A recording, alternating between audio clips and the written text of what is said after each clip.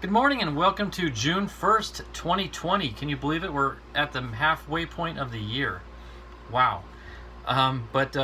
So today's devotion is the first in the new quarter. So we got a new grouping of devotionals we'll be reading here. So today's devotion is titled Satan is a Deceiver. And we're reading out of 2 Corinthians chapter 11, verse 14. And it says, "And no marvel, for Satan himself is transformed into an angel of light." Lahore, Pakistan.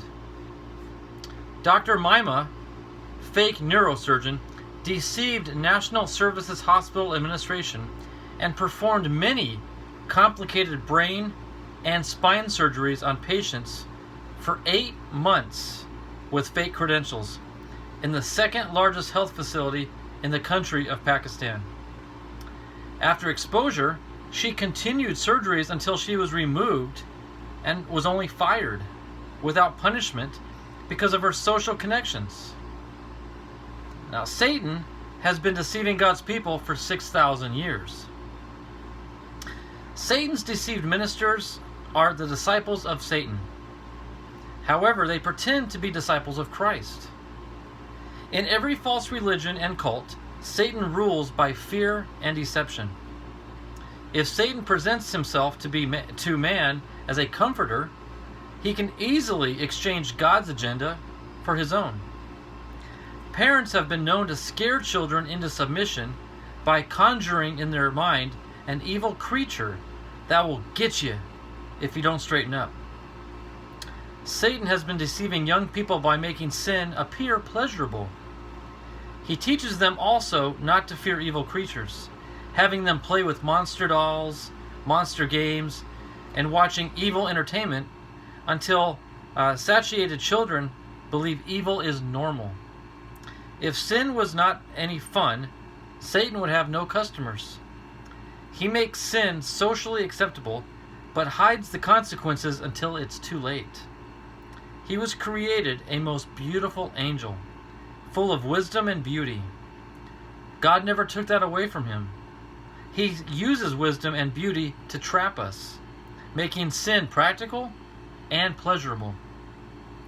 And our final thought is, teach your children that Satan makes sin irresistible, inviting them to participate.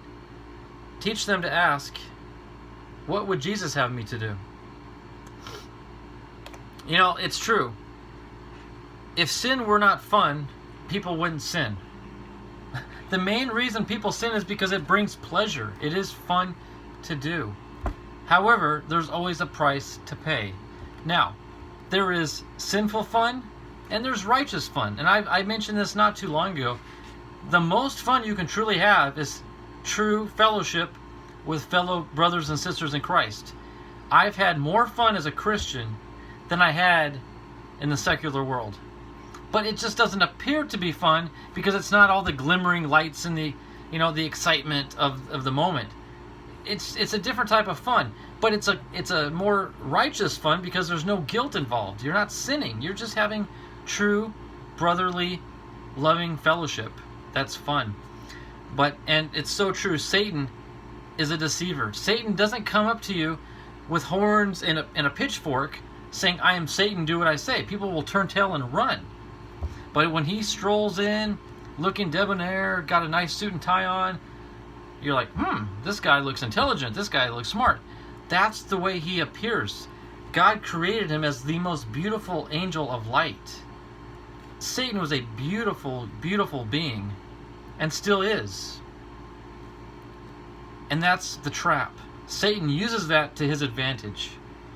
So don't think, oh, well, I didn't see any evil creatures, so it must be innocent. No, Satan will use deception. He will make things appear to be good when in reality they're not. I know that's common sense to most believers, but there's a lot of new Christians that may not quite understand the concept of who Satan is, what he is, and what he's capable of doing, and some of his tactics on how he goes about his daily business. So something to think about. They say if it seems too good to be true, it might be. Sin appears in different forms. Satan can appear in the form of a beautiful creature. So watch out. So with that, I'll let you all go. Have a great rest of your day, and we will see you all tomorrow on June 2nd. Take care and God bless. Bye-bye.